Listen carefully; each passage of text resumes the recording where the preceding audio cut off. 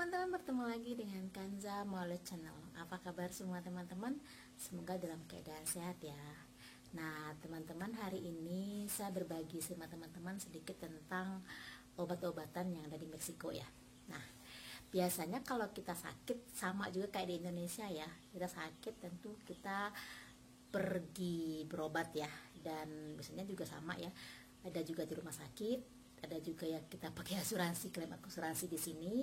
Terus juga ada yang rumah sakit swasta juga. Terus juga kita juga bisa pergi klinik ya, atau juga kita pergi ke dokter spesialis yang memang dia buka praktek sendiri, baik di rumahnya ataupun dia buka praktek sendiri di klinik di tempat lain gitu ya. Nah di sini itu ada yang biasanya kita pergi ke dokter itu sakit apapun juga, itu kan biasanya di sini tuh ada dokter spesialis masing-masing juga ya, sama juga kayak di Indonesia ya.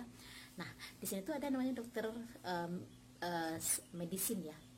Jadi dokter itu yang kalau dokter yang bertitel yang ada dokter medicine kayak gitu, medicine gitu ya, itu dia biasanya tuh di sini itu menyediakan langsung obat yang kita butuhkan.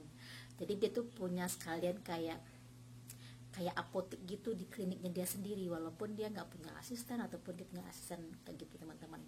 Jadi dan biasanya kalau dokter seperti itu tergantung dokternya ya, level-levelnya dia. Nah itu juga teman-teman yang saya berbagi teman-teman ya, di sini itu dokter itu berbeda-beda ya levelnya, itu masing-masing itu ada yang dokter itu yang suka dengan obat-obatan yang generik, kalau di Indonesia bilang generik ya, yang obat-obatannya bisa murah meriah. Ada juga yang dia ngasih obat sama kita tuh obat-obat yang memang super duper mahal juga, itu juga ada. Dan itu tergantung dari dokter mana yang kita datangin. Karena ini pengalaman saya sendiri di sini ya, kita biasanya ke dokter yang A di sini gitu ya.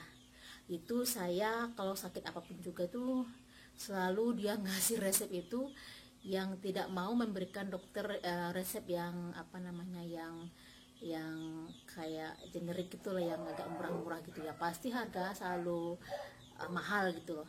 Terus karena beliau kena covid ya, biasanya dokter langganan saya, kita ke klinik dia. Nah setelah beliau pergi karena kemarin dapat covid, terus kita pindah ke dokter lain, dan itu juga karena rekomendasi dari beberapa orang ya. Ternyata dokternya cukup bagus juga, cuma bedanya lagi dokter ini dia lebih cenderung ngasih ke obatan yang generik gitu. Jadi harganya ya saya bilang sangat-sangat murah sekali dibandingin dengan dokter pertama yang kita selama ini datangi gitu loh. Sangat-sangat murah sekali. Bahkan sekali berobat itu kadang-kadang kita cuma dikasih 800 peso aja gitu loh. Itu pun udah termasuk servis dari dia, terus juga obat-obatan dari dia gitu loh. Tapi bukan sakit-sakit yang parah-parah ya teman-teman, ini cuma sakit mungkin demam, flu gitu aja. Jadi biasanya kita tuh cuma bayar 800 peso aja gitu loh. Nah kalau dokter yang pertama itu yang biasanya kita langganan di sini itu saya sampai ya sekian ribu gitulah ya, harus bayarnya sekian ribu peso gitu, kita harus bayarnya di sini selama ini gitu loh ya. Ya gitulah ya di sini. Jadi beda juga di sini dokter yang tergantung mungkin juga dokternya seperti apa, kualitasnya, kelasnya apa gimana, cuma saya nggak ngerti, cuma saya tahunya di situ bedanya kayak gitu teman-teman ya. Nah di sini saya hari ini membahas sama teman-teman ya, saya ngebahas lebih kecenderung daripada harga obat-obatan ya. Nah di sini tuh teman-teman ya, benar-benar harus jeli banget kalau memang harus beli obat. Jadi kan itu tadi ceritanya kita di rumah sakit ya, ketemu dokter gitu ya. Dan dokter di sini tuh juga sama teman-temannya, bayarnya tuh tergantung ya. Jadi kalau dokter pertama saya itu dia nggak menyediakan obat ya. Jadi kita hanya servis saja dari beliau. Dan walaupun servis dari beliau itu bayarnya cukup lumayan mengorek, lumayan mahal juga ya. Jadi lumayan mahal juga kita bayar servis aja. Jadi terus beliau ngasih kita resepnya apa aja, terus kita belilah ke apotek di sini, ke farmasi namanya di sini ya. Nah kalau dokter kedua tadi itu saya setelah beliau, dokter yang pertama ini saya langganan sama beliau itu wafat ya karena covid, terus kita pindah ke dokter satu lagi. Dan dokter ini dia menyediakan obat-obatan sendiri, jadi dia tuh punya kayak apotek sendiri di kliniknya dia itu, gede banget. Tapi ya obat-obatannya gitu-gitu gitu loh, yang kalau kita cek ya harganya memang jauh beda dengan dokter yang pertama saya tadi itu gitu lah. Nah sekarang saya bagi sama teman-teman, setelah kita selesai dari dokter itu, biasanya tuh kan ada dikasih resep ya. Kalau dokter yang kedua saya ini yang dia tidak punya stoknya, biasanya dia kasih resep sama kita gitu, jadi kita beli lagi di luar gitu loh. Nah sekarang yang saya bahas itu teman-teman ya, kalau di sini itu kita beli obat di luar itu, di farmasia itu benar-benar harus teliti banget. Kenapa? Di sini tuh juga ada apa ya, tipu-tipuannya tuh strong banget loh teman-teman ya. Jangan percaya dengan label yang ada di kotak obat itu gitu loh. Contoh gini teman-teman ya, saya tentu satu ya, ini adalah obat yang biasanya saya nggak usah sebutin ininya ya. Nah kayak gini ya. Oke, nah ini lihat ya. Nah ini hanya obat untuk oles aja, obat oles aja, bukan obat keras, obat apa enggak ya. Ini cuma obat oles yang biasanya saya juga dapat dari dokter ini. Nah ini obat oles kalau seandainya ada kering apa soal itu kayak gitu ya. Jadi dikasih dari dokter itu ini nih ya. Terus mau tahu harganya berapa? Ini teman-teman ya harganya ya. Lihat nggak ya? Ya intinya ini adalah harganya 156,8 peso ya teman-teman ya. Ini harganya segini ya. Jadi nah terus harga yang di kotaknya ini 156,8 peso, 80 sen ya. Jadi 156 peso, 157 peso lah lebih kurang ya di sini ya. Nah tahu harganya kita beli berapa? Sangat murah sekali dari ini teman-teman ya, sangat murah sekali. Ini saya tunjukin harganya sama teman-teman ya. Nah teman-teman ini obatnya seperti ini. Nah terus saya tunjukkan sekarang harganya berapa. Oh enggak, sebelah sini dulu. Nah ini harganya, lihat ya. Nah tuh 156,80 peso ya. Sekarang kita lihat berapa aktuali saya beli ya. Ya, saya lihatin sama teman-teman ya, berapa aktuali yang saya beli dari obat ini. Yuk cek kita dari print. Nah ini dia teman-teman ya, ini resipnya. Yang tadi 156 peso, jadi yang kita bayar cuma 36 peso. Tuh dia ya, ini Glimicin tuh program. Nih ya, tuh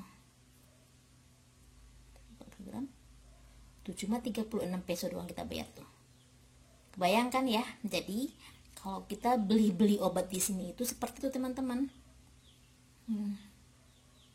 Ya, gua micin tuh 36 peso. Tuh yang kita bayar cuma 36 peso, saya tuh belinya ada 2 biji tuh. Jadi teman-teman bisa bayangin kan? Nah kalau di sini tuh padahal tadi di kotaknya itu harganya berapa? 156 peso poin 8 tadi kan. Nah ini yang aktuali kita bayar cuma segini. Tuh teman-teman ya. Jadi gitu loh teman-teman di sini. Kalau seandainya kita beli untuk obat-obatan, benar-benar dipastiin ya kalau seandainya tuh harganya itu berapa ya.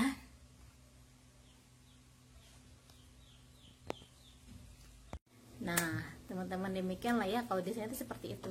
Tidak hanya obat ini aja yang seperti ini di sini ya, banyak lagi obat-obatan lain yang di sini tuh seperti itu. Jadi biasanya kalau kita kan sakit apa segala itu teman-teman ya, jadi kan biasanya sampai di rumah itu kita buka ngeliat boxnya ini, terus tengok harganya itu jauh sekali berbeda gitu loh teman-teman. Jadi kalau kita pas beli obat itu ya biarin aja dia ngitung sendiri. Jadi kita cuma minta obatnya ini terus nanti, dan jangan lupa kalau di sini itu kita minta bukti pembayaran itu, kalau enggak nanti kita mesti bayar lebih loh teman-teman ya.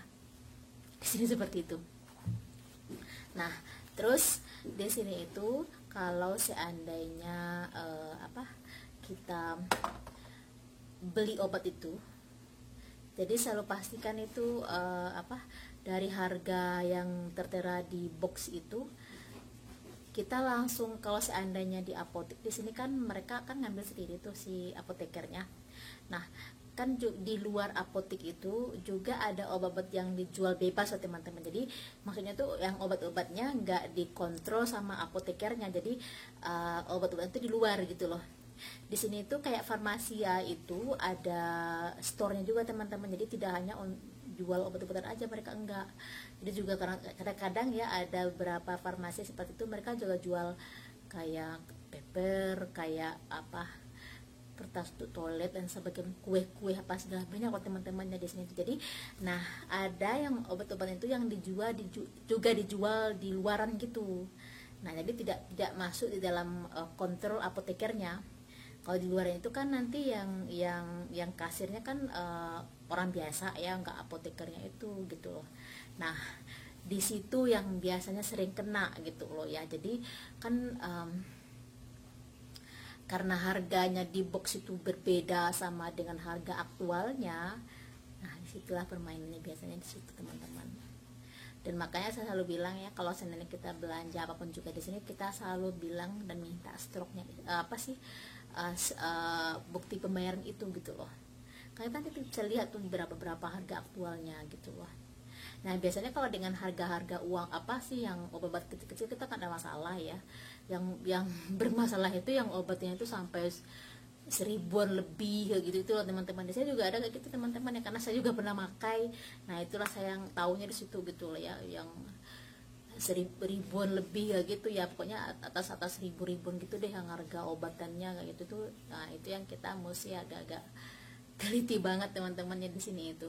Kalau seandainya obat-obatnya ya mungkin cuma 20 peso 100 peso masih mending lah ya, nggak apa-apa. Mungkin ya bukannya nggak apa-apa juga sih ya, tapi kalaupun ditipu mungkin nggak sakit banget lah gitu ya teman-teman ya. Nah yang sakit banget tuh kalau udah harganya tuh ribuan peso lagi itu, ya udah deh, itu yang nyebelin banget di situ gitu lah. Nah gitu loh teman-teman di sini tuh ya. Jadi obat-obatannya itu nggak sama loh dengan harga yang ada tertera di dalam boxnya itu dengan harga aktualnya gitu loh teman-teman. Jadi di sini itu kalau di Indonesia kan enggak ya, harga itu kan sama dengan harga yang mereka jual gitu ya. Nah di sini tuh enggak teman-teman, beda banget. Tadi ya kotaknya cuma 156 peso poin sekian. Nah harga jual cuma berapa sih, 36, berarti cuma 15 peso poin sekian aja kan satu biji itu. Aktualnya 156, bayangin deh berapa itu uangnya yang hilang. 140 peso lebih kan uang yang nggak mesti kita bayar gitu loh. Dan itu cuma contoh teman-teman ya, di situ banyak seperti itu. Jadi obat-obatan di sini tuh seperti itu. Harga-harga di kotak luarnya tuh nggak sama dengan harga aktualnya gitu loh teman-teman di sini tuh. Jadi kalau di sini tuh masalah obat-obatan ya gak mesti tanda petik aja di sini ya. Jadi aku nggak tahu ya itu hanya promosi harga atau enggak ya, tapi itu nggak expired lah. Kalau dibilang mau expired enggak juga ya. Yuk saya tunjukin ya. Nah ini teman-teman ya, expirednya itu November 22, November tahun 2002.